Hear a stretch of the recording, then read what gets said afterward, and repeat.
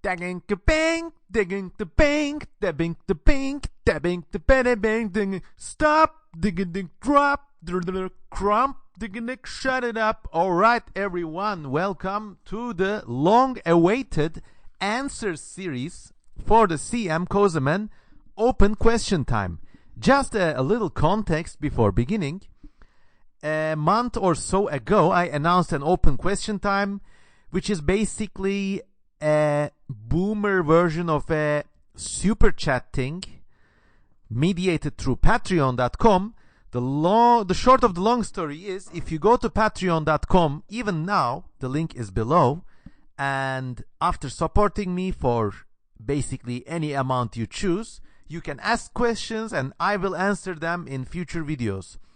I used to have these Q&A sessions for free, but the vicissitudes of life have made it necessary for me to, charge a little. So if you like this answers video, there's a second round going. The link is in the video description. Just go there and ask your questions and I will answer them all in a future series of videos. Now, for the first round of these Patreon questions, I received over 40 questions, and in this series now we will answer them all. So, without much ado, let's go. The rules of House Kozeman are simple.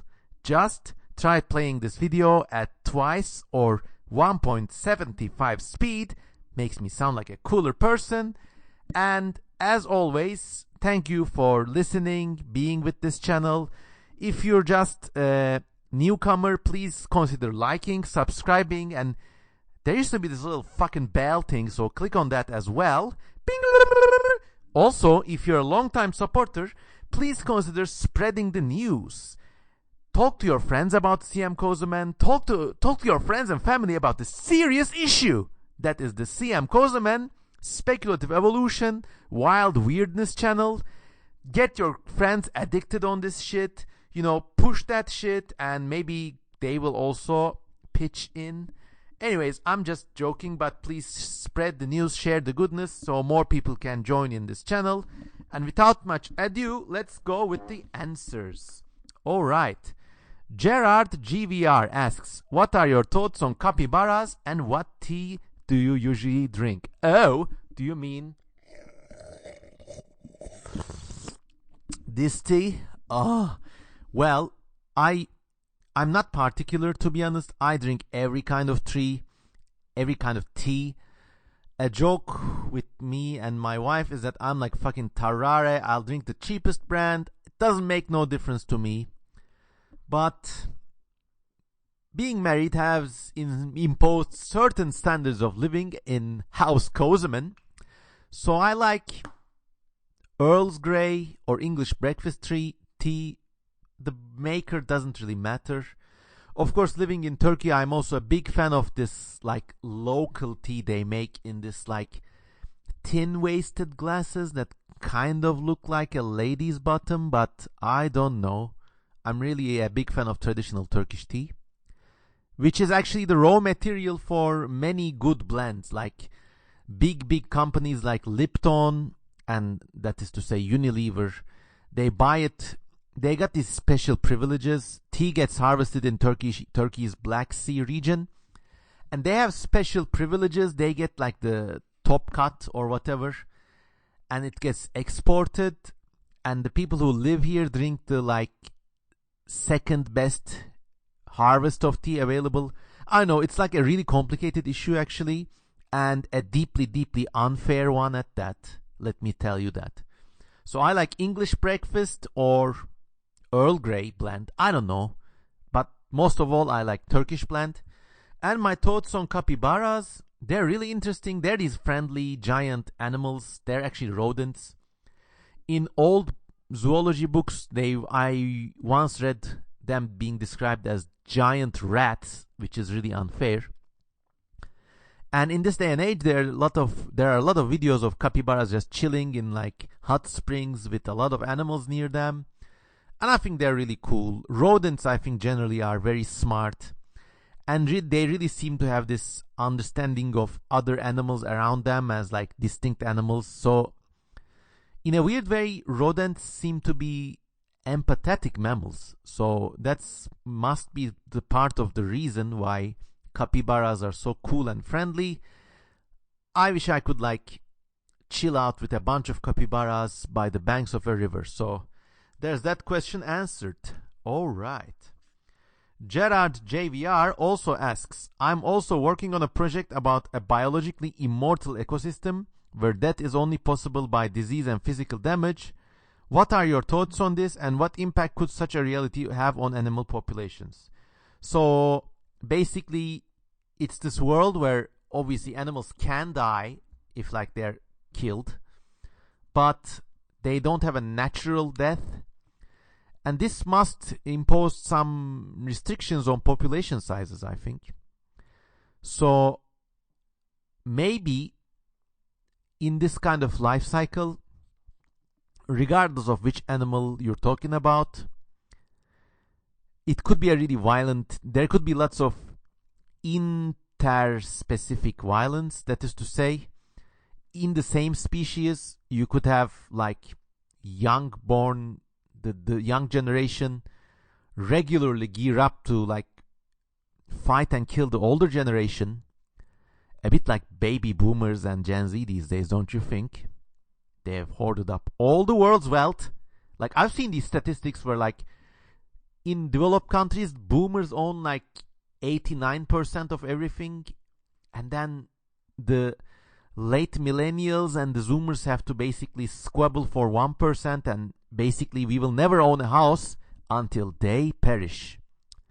But going back to this immortal ecosystem thing, so there could be a lot of violence between generations, and it could actually be a practical side of the animals. So even if the creature is a herbivore, they could have like lots of vicious spikes or like mantis claws or whatever just to fight and kill the older generation.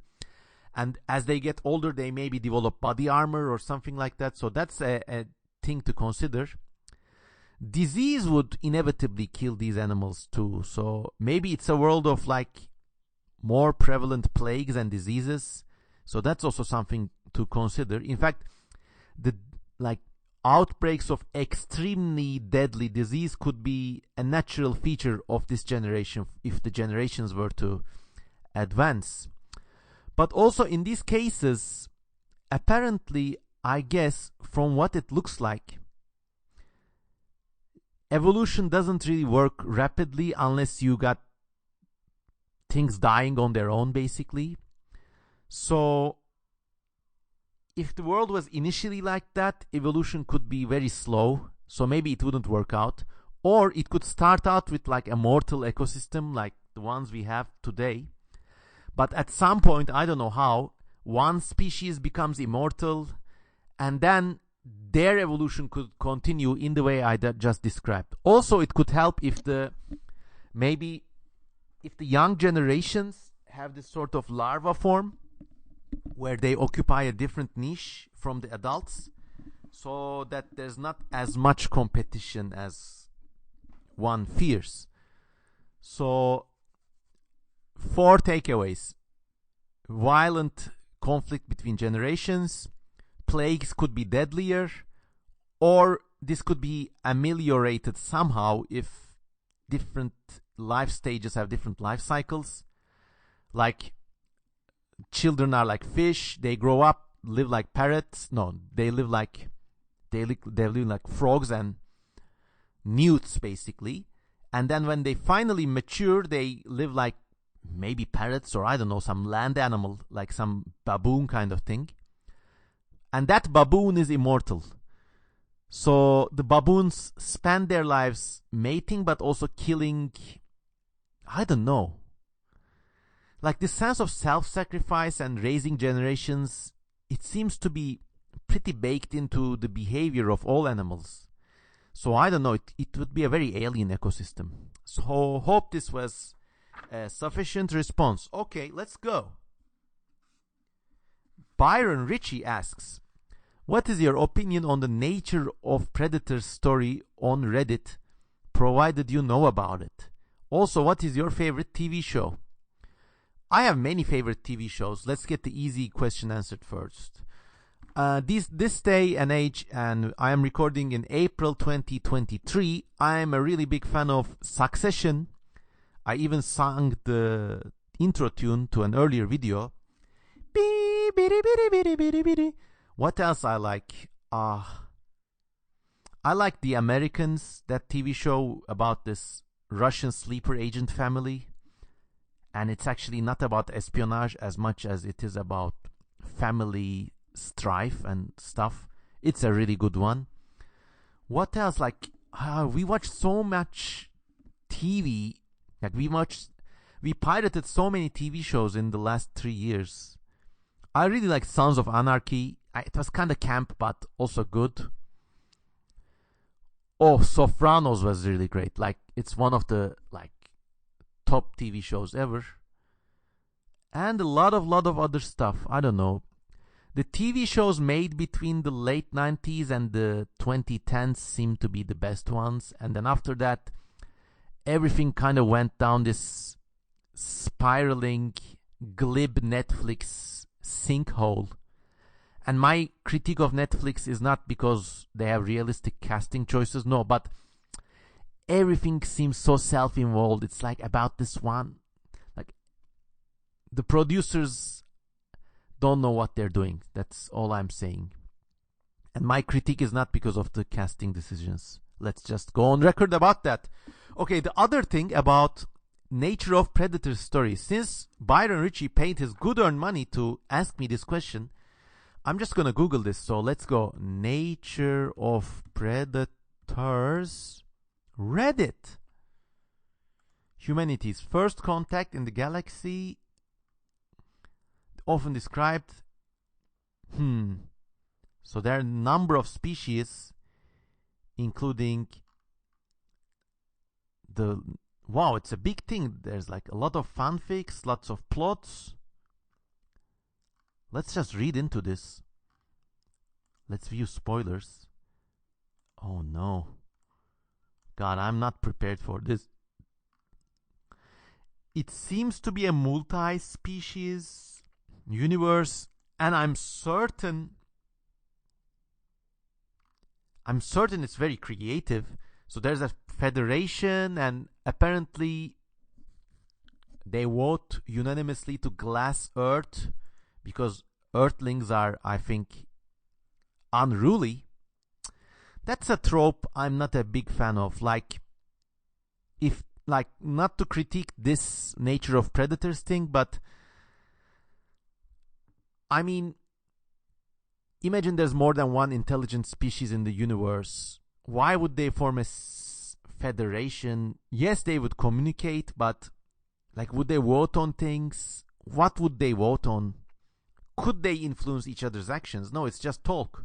You could talk, but like, it's very hard in galactic distances. It's very hard to like enforce somebody to do something. And they unanimously vote to glass Earth.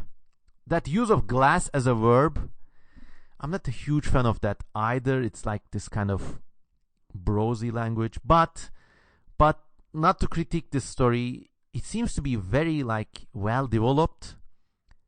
The Ark-Sur Federation War. So there's lots of wars and like different species. Let's look at images actually. Nature of Predators. It seems to be extremely popular. And a lot of species. Humans, things that look like reptiles.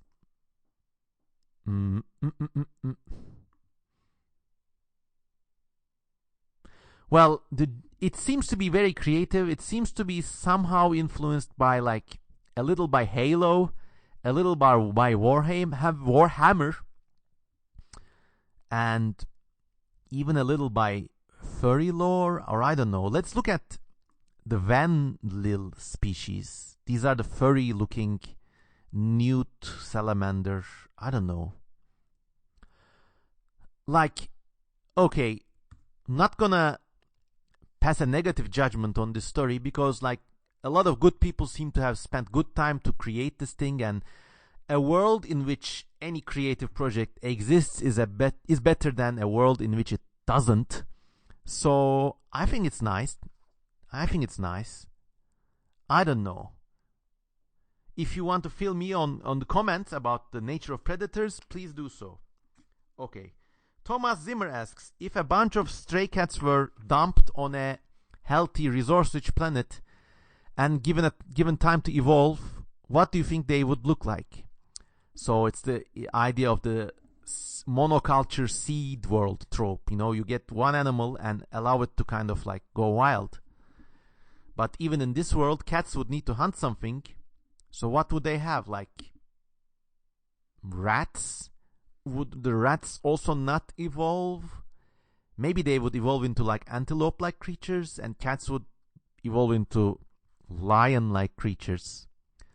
But if this is like a blank slate world, you could eventually get things like bear cats, and maybe through them like big ponderous herbivore cats. Why would they need to evolve a high-tech civilization? Remember, we have a high-tech, quote-unquote, civilization only because our planet has fossil fuel reserves.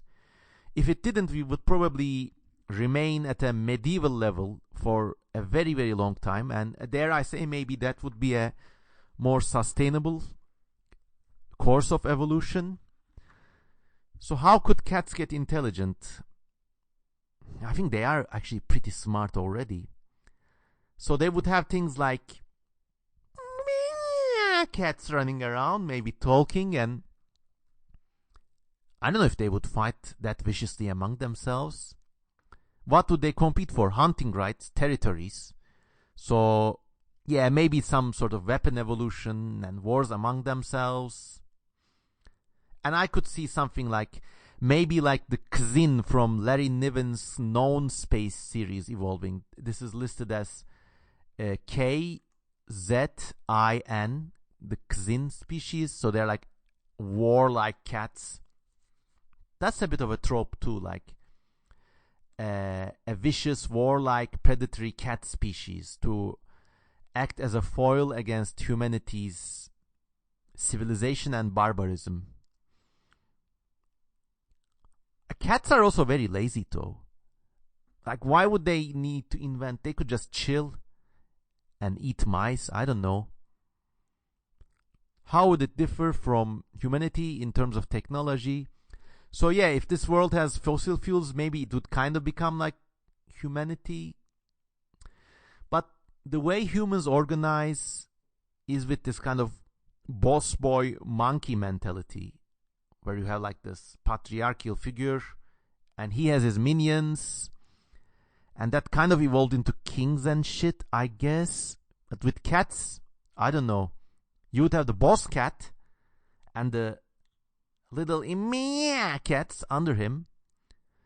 But is that competition as wild as it is in monkeys to result in a comparable social structure? They could just roam around in uncivilized, unruly gangs, and that's it. I see it. I don't know why, it's a hunch, but I find it difficult for cats to organize into this like 100,000 strong bands to like unfurl banners and ride into battle against one another.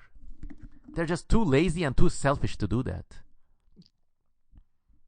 In terms of food and culture, okay, cats have difficulty, like apparently they need to synthesize, they need to hunt, they need to eat meat. So a lot of sweet meats, maybe lots of bugs as delicacies, because if you ever seen a cat eat a fly on a window, you know those guys like those things. Lots of things like ortolan, crispy songbirds, I don't know. Cats are just cool. And so it could be maybe like if you landed on this world, it could be a like less technologically advanced, but also kind of like looser organized world where you still have like cats fight again among themselves, like lions are vicious, but like if you're looking at house cats, stray cats, they kill each other's kids, so that's vicious. But apes, like when apes fight, they kill like full grown adults, and like would cats be like that? Maybe actually slightly less violent. I don't know. It would be more catty if you get the gist of it. So hope this was a good answer. Also, another question from Thomas Zimmer. He says, I've never tried Turkish food. Well, you're missing out. Are there any Turkish recipes that you recommend that I can try to cook at home? Of course. So there's different grades of Turkish cuisine. Some of them are like more Middle Eastern like, and they involve like baking meat for like hours and stuff, or like spicy meats. I like the more Mediterranean-esque aspect of Turkish cuisine. I like the veggies more and the fish stuff, and like I like the döner, the gyros thing, the rotating cooked meat kind of thing. In fact, after this episode, I'm gonna go out and have some right there. But when it comes to cooking, okay, here's what I do. I go to the butcher's. I get some like nice cuts of meat, mutton, or just cow meat. I love pork too, so if you get pork, get pork. So you lay that down in an oven, those oven pans. Okay, you lay that down. It has to be like a little oily, so the fat also simmers basically. So you lay those down, you like kind of spill olive oil on it, then you sprinkle salt, pepper, and if you feel like it, maybe red pepper, okay? And then what you do is you get what are those things called? Oh, I'm using Google Translate. What is kabak in English? So shameful. Okay. You get one of those courgettes. It's Courgette. Courgette. Let's see. Or you get some eggplants and you slice them. You can also get a zucchini. I think that would do. So you slice them with thin slices and you layer them all over your meat, which was already drenched with olive oil and salt and pepper. I'm just starving. Also, if you feel like it, get a little bit of butter too. Also, chop some carrots and like put that bitch in there too. Also, get a garlic, chop a few leaves of garlic and sprinkle that among there too. Now you put that bad boy into the oven. You stuff that bad boy good, and you cook it at 250 degrees Celsius for 45 minutes or half an hour, and you take it out. All the juices will be simmering. Enjoy. That's a good kind of Turkish dish. Also, I love Turkish ravioli, but I can't cook it for the life of me. So if you find some Turkish ravioli, they call it mantı. It's called manti. Yeah, get that and basically cook it like you would with Italian ravioli. That's a good food.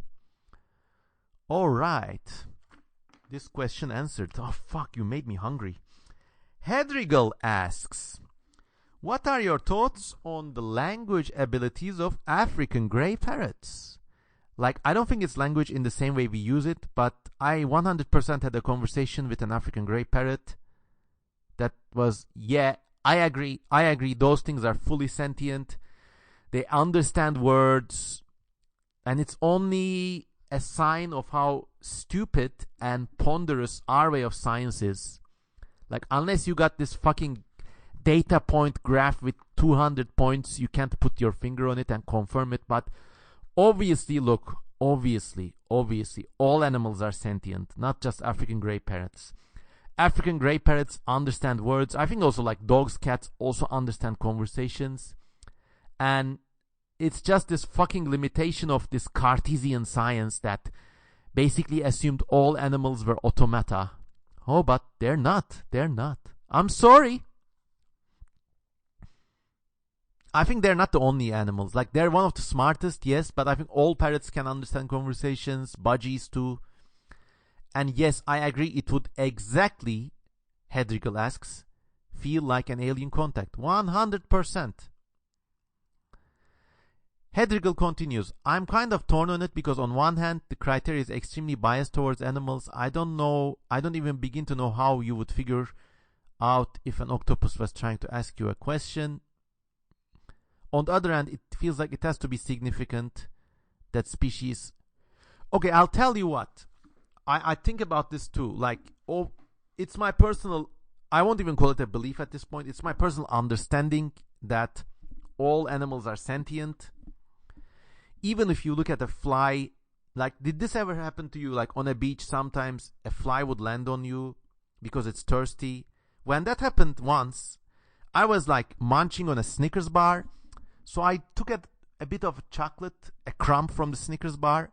I wet it with my saliva and made it this like pooey saliva chocolate thing. I carefully placed this droplet in front of the fly. And the fly kind of like almost gratefully scooped that up and flew away. And I can't prove it, but I'm certain that animal was grateful and happy that I gave food to it. That's like the simplest example. You can't really like prove it scientifically. You can't even like articulate it. But deep down inside, when you commune with an animal, you feel it. Even if that animal is like something very primitive. Like when an animal regards you with curiosity, it's not just anthropomorphizing, because curiosity is a common trait. I mean, we have homologous features, we got homologous genes, so why not homologous feelings? I always felt this was true, and like you kind of feel it. Heck, even this like weird feeling we get when we're in a grassland or a forest, we kind of get the difference, we kind of sense the difference between being in a forest and being in a, like facing a really good display of a forest, you know? And that difference we feel might be that sense of empathy we get from even simpler creatures like plants or insects. Just having them around, we can feel it. Now, this could be just a very, very fine form of biological intuition, or it could extend rhizomically, so to speak, into something beyond the plane of matter. But regardless of its cause, I'm certain that this thing is real. And to answer Hedrigal's question, to understand communion with nature, you just feel it. And your feeling is right. Your feeling is correct. That feeling is never wrong. So there. Hope it helps. One more question. I think we got time. I'm going to do this in half-hour installments, and we answered 1, 2, 3, 4, 5 out of almost 40 questions so far. So get ready for a long series. Okay. Hedrigal continues their question. Also, why don't parrots get as much attention in speculative intelligent dinosaurs paleo discussions? It seems like they get overshadowed by corvids a lot of the time as inspiration. Like corvids, they make use of tools, but it strikes me more as a product of parrots having a beak better adapted at achieving tasks crows would need tools for. Yeah, I mean, I actually felt this very exact sense of misrepresentation over 10 years ago. And in 2012 or something, I made this illustration of a giant flightless intelligent parrot. And I think you can find it in my, like, if you go to cmkozeman.com and go to the illustrations section and just scroll a bit, you could find my illustrations of intelligent parrots and a lot of other intelligent dinosaurs that kind of go against these tropes of intelligent dinosaurs as like troodon things or crow things. So yeah, it was also a question I had been thinking about for a long time. I mean, basically birds are just fascinating if you sit down to think about them, because like if you go to a park, there are a lot of like corvids running around, but they seem to have these roles as tribe members, but if every tribe member was a different species. So you would see jackdaws, you would see regular crows. Behind them, maybe there would be one giant rook or a raven, more dignified. and like scurrying among them you would see magpies, and they like talk among themselves, and they talk with the other crows too. So birds seem to evolve socially, where in these like weird tribes, where in human tribes you got the warriors and shamans and stuff. Well, in these bird quote unquote tribes, I think they're like para tribes or beyond tribes, but in these they all forage together. They seem not to compete for resources, but they got an understanding of each other's roles, and a lot of their evolution seems to be driven socially. I mean, a crow could act and eat basically like a magpie, but it chooses not to. It does crow things and mates with other crows that do other crow things. So, especially if you look at species like jackdaws, those are like little crowy body things basically. And jackdaws graze together with like common crows and ravens. And the same thing must be happening with like among parrots too. So like this organization they have is like a splendid and weird insight into basically the evolution of birds. And I think their evolution is driven a lot more by social circumstances and these like unspoken social roles than we account them for. I mean, it's not just a diet or a climactic event that makes the speciation between rooks and common crows possible, or like two different parrots sharing the same habitat in the Australian bush, So yeah, these are all my ideas. They've not been substantiated, but I feel like there's something to it. If you're actually considering to study zoology or biology, maybe this could be an area of research for you. So there. Another big question, but let's answer this in the second episode. Once again, thank you all for listening, and if you got any more questions, don't ask them in the comments, but go to the Patreon page in the links and ask them there. If you ask questions in the comment section, I'll kindly not answer, because I gotta eat too. With your Patreon contributions right now, I'm gonna go down and eat some delicious Turkish local food, and thank you all. And thank you for listening, and see you in the next episode. Goodbye.